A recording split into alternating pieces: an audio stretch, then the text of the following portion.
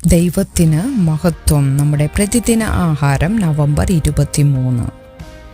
നമ്മുടെ ഭാവി ദൈവത്തിൽ ഭരമേൽപ്പിക്കുക. സംഭവിപ്പാനിരിക്കുന്നത് മനുഷ്യൻ അറിയുന്നില്ല.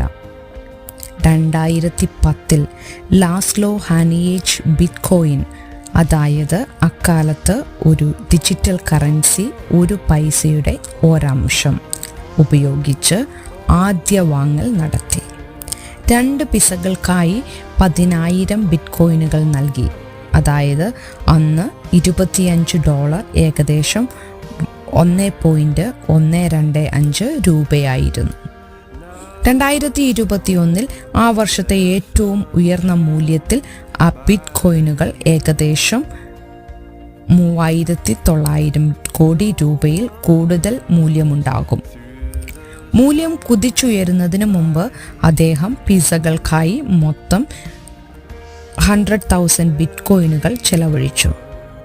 അദ്ദേഹം ആ ബിറ്റ്കോയിനുകൾ സൂക്ഷിച്ചിരുന്നെങ്കിൽ, എന്താണ് വരാൻ പോകുന്നതെന്ന് അദ്ദേഹം അറിഞ്ഞിരുന്നെങ്കിൽ, അവയുടെ മൂല്യം അദ്ദേഹത്തെ 68 മടങ്ങ് കോടീശ്വരനാക്കുകയും ഫോർബ്സിന്റെ ലോകത്തിലെ ഏറ്റവും ധനികർ പട്ടികയിൽ ഉൾപ്പെടുത്തുകയും ചെയ്യുമായിരുന്നു. തീർച്ചയായും ഹാനിയേജിന് അതറിയാൻ കഴിയുമായിരുന്നില്ല. നമ്മിൽ ആർക്കും കഴിയുമായിരുന്നില്ല.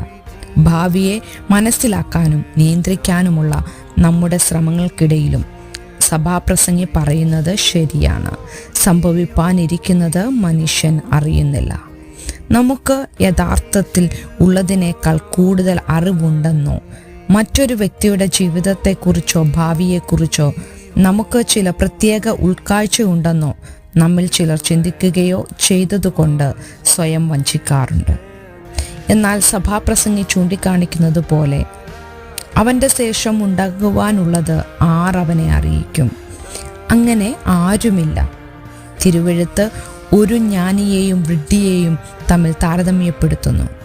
രണ്ടുപേരും തമ്മിലുള്ള അനേകം വ്യത്യാസങ്ങളിലൊന്ന് ഭാവിയെക്കുറിച്ചുള്ള താഴ്മയാണ്.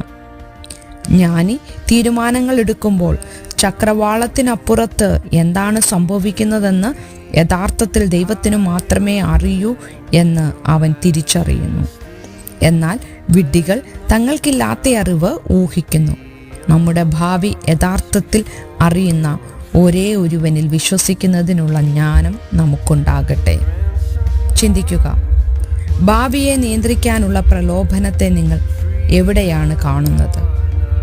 നിങ്ങളുടെ വരാനിരിക്കുന്ന ദിവസങ്ങളിൽ നിങ്ങൾക്ക് എങ്ങനെ ദൈവത്തെ നന്നായി വിശ്വസിക്കാനാകും? ദൈവത്തിന് മഹത്വം.